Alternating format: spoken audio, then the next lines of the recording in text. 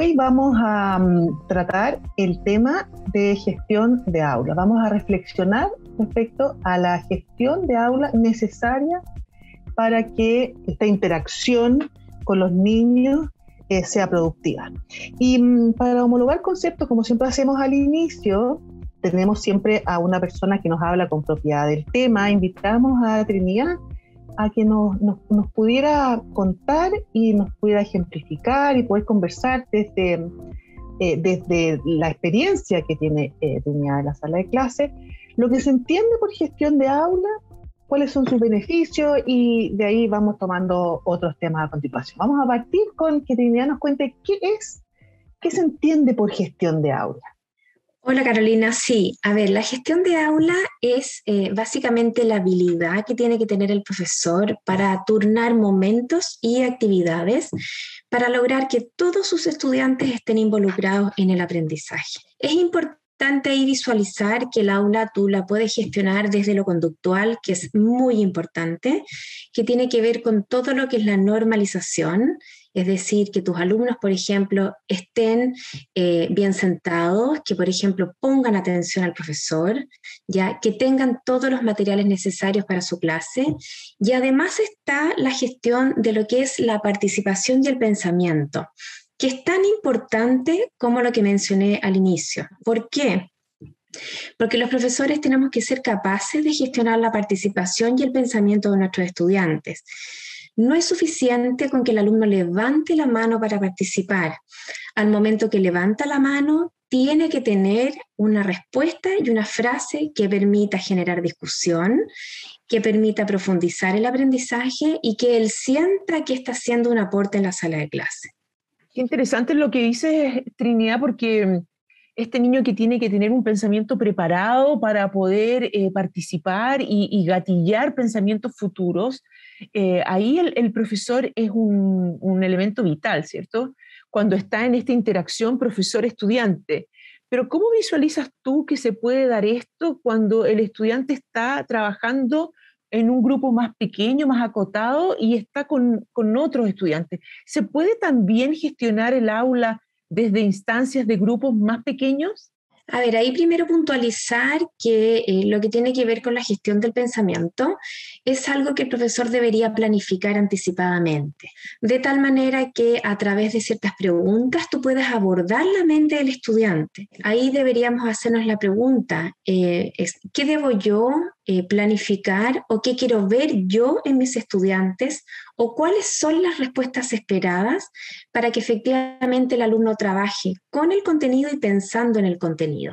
En ese sentido, creo que hay momentos claves dentro de la clase en donde tú debes planificar preguntas guías que permita que el estudiante primero escriba lo que está pensando para que después pueda interactuar con el grupo a través de esa respuesta escrita.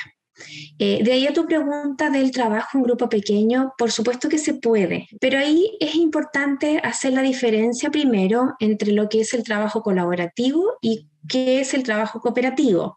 ¿Por qué hago esa diferencia? Porque estos procesos se diferencian básicamente porque en el proceso colaborativo son los estudiantes quienes van diseñando su aprendizaje y quienes toman las decisiones para obtener este producto final.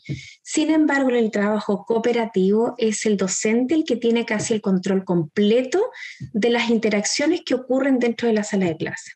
Entonces, en ese sentido, si nos centramos en lo que es un trabajo cooperativo, el profesor debe planificar anticipadamente qué quiere que ocurra en su sala de clase, cuál va a ser el producto final, cómo van a interactuar estos alumnos, ¿cierto? Y cómo vas a evaluar este proceso final. Ese pensamiento sí se puede planificar.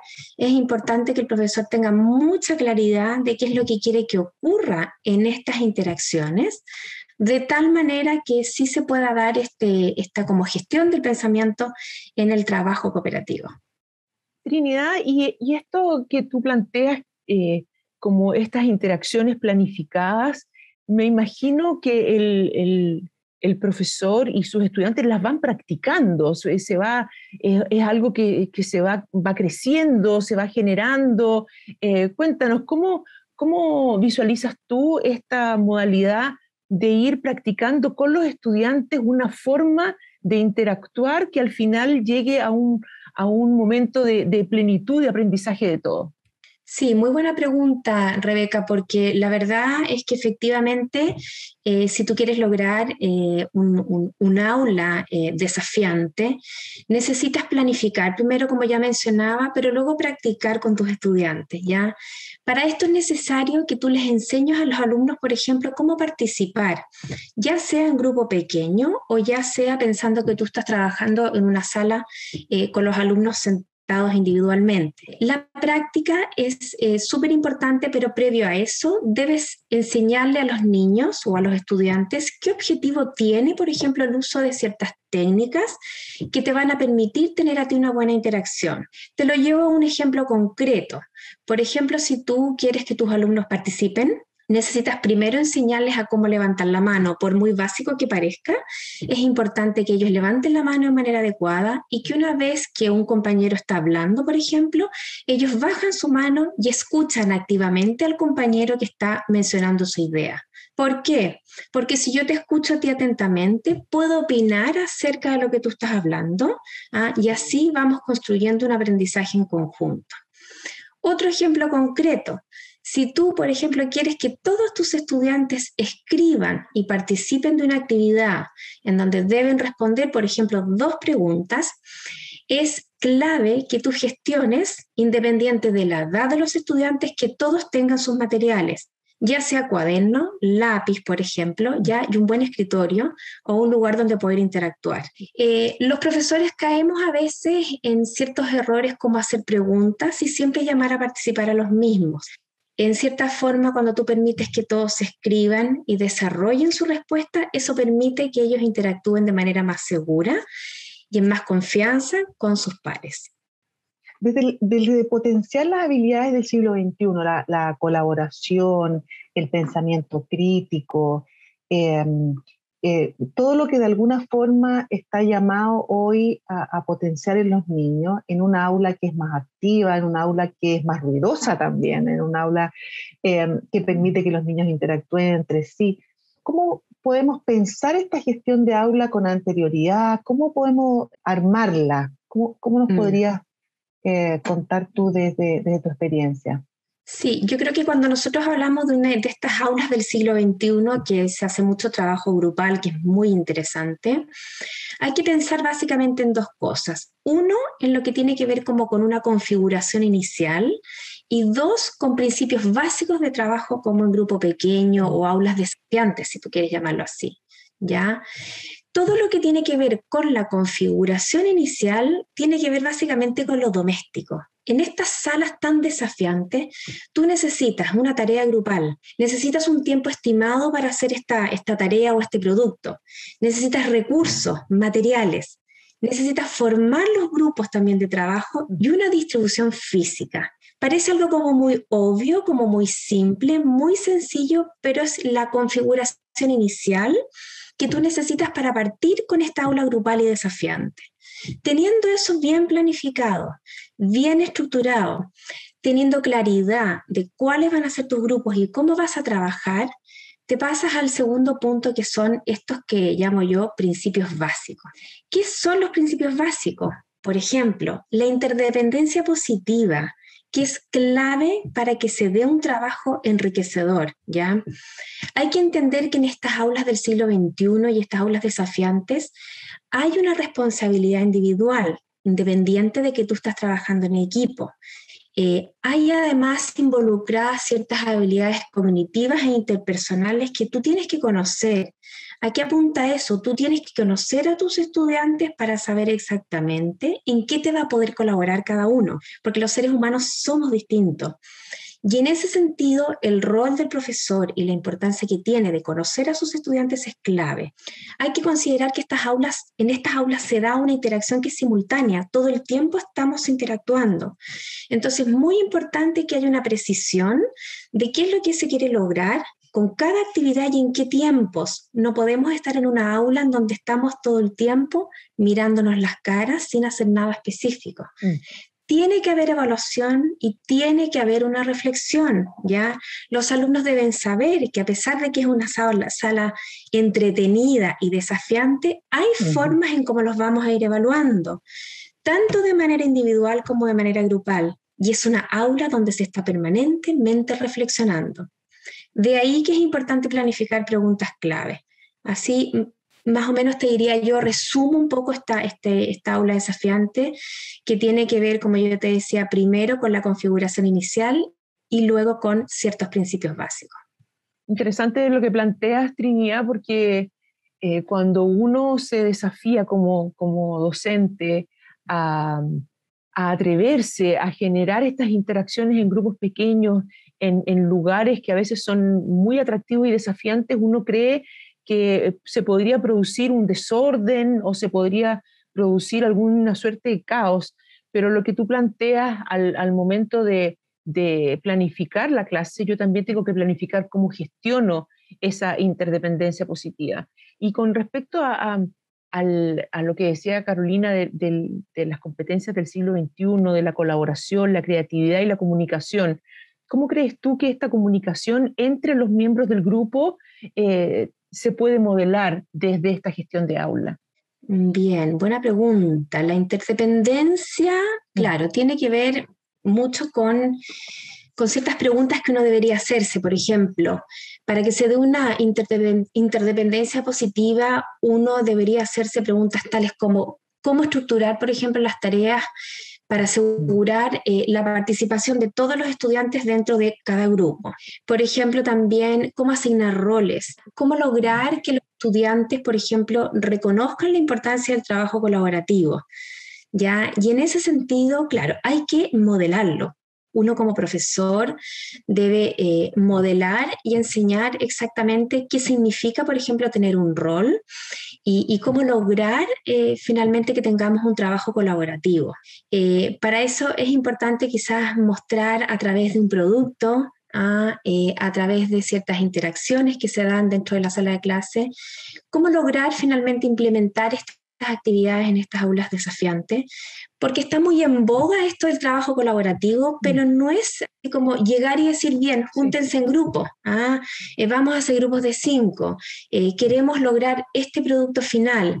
No, hay pasos previos, ya hay cierta planificación, cierta organización, que yo insisto, tiene que venir planificada desde el docente. Esto no es una actividad que va a salir de manera simultánea. Nosotros hemos reflexionado mucho respecto a lo que significa el trabajo en equipo y el trabajo en grupo, que el profesor igual tiene que estar acostumbrado y haber vivenciado también el trabajo colaborativo para poder enseñarlo después. Y creo que es tan importante el que uno lo modele y que uno entienda que esto tiene en función una tarea. Tú te referiste que creo que es vital que lo podamos reflexionar, es que no toda tarea sirve para trabajarla en grupo. No sé si nos puedes contar algo más de eso, que yo lo encuentro tan interesante porque hay veces que uno cree que sentar a los niños todos juntos en una mesa colaborativa, en un espacio adecuado, se resuelve el problema y los niños van a trabajar todos juntos en función de algo. Entonces encontré interesante cuando tú planteabas que claro, que el niño levante la mano, que el hecho de que estar todos juntos, la interdependencia, tiene que también gestionarse y modelarse. ¿Y qué pasa también con las tareas? ¿Qué tipo de tareas? ¿Cómo estructuramos eso? Sí, muy buena pregunta. Efectivamente, desde la experiencia que me toca mucho observar profesores, sienten que el trabajo grupal es un alivio en el sentido que sienten o piensan que los niños están entretenidos. Pero tú observas, por ejemplo, y ves grupos de 4 o 5 niños en donde por lo general trabaja 1 o 2 de ese grupo, no más. El resto se distrae o bien participan de manera muy pobre. Por lo tanto, no olvidar que ahí tiene que haber una interacción simultánea. Es decir, yo como profesor tengo que hacerme la pregunta de qué mecanismos vamos a usar para lograr una comunicación efectiva dentro de este grupo. Y eso significa que tú tienes que proveer también de actividades donde se desarrolle un buen sistema de comunicación. En ese sentido, tienes que crear un contexto interactivo en donde todos los alumnos puedan escucharse, donde yo escuche tu opinión, tú escuchas la mía y en conjunto vamos generando un producto. Desde el modelaje, como tú me preguntabas, Carolina, efectivamente pasa que los profesores muchas veces no hemos tenido la experiencia de trabajar de manera colaborativa. Por lo tanto, cuando vamos al aula a tratar de hacerlo con los estudiantes, nos perdemos un poco. Podemos modelárselo a los estudiantes mostrando, por ejemplo, ciertos videos en donde se ven trabajo colaborativo o bien enseñándoles técnicas que permiten realzar este trabajo colaborativo. Hay técnicas muy concretas. Por ejemplo, el gira y discute es una técnica que a mí me gusta mucho, en donde en función de una pregunta yo converso contigo focalizadamente para compartir nuestras opiniones y llegar como una respuesta final. Si tú lo llevas como al producto mismo, a lo mejor un procedimiento, si tú estás generando un producto en donde tienes que usar las manos a lo mejor, también tiene que haber como una interacción para conversar este paso a paso para poder lograr este producto final. Y ahí no olvidar también que tiene que haber una tarea específica asignada, no solamente para el grupo, sino que también de manera individual. Ahí en ese sentido es un principio básico, ya que los niños sepan cuál es el producto final, cómo se va a evaluar y qué me corresponde a mí como individuo aportar a este trabajo grupal. Perfecto, me queda súper claro y es una tarea y un desafío para nosotros los profesores el intencionar la gestión de aula, el saber que esto no es algo que se da por generación espontánea y con un par de normas, sino que uno tiene que preparar el contenido, como dices tú, preparar las preguntas, el saber cómo generar esta interacción positiva. Así que es una gran tarea, sobre todo en ambientes con metodologías activas, que nosotros preparemos el lugar para que no solamente el trabajo sea entretenido, como dices tú, sino que sea un trabajo que genere pensamiento, reflexión y aprendizaje en los niños. Te quiero agradecer, Trini, por haber estado hoy día con nosotros. Nos diste grandes luces y tareas y desafíos a nosotros como profesor para repensar cómo es mi gestión de aula y si yo realmente estoy haciendo eso, gestionando mi aula o lo doy como por sabido y al final la problemática asociada es que el niño no aprende como debería aprender. Así que te agradezco de corazón. Gracias a ti, Carolina. Muchas gracias. Rebeca también. Siempre es un gusto trabajar con ustedes. Muchas gracias.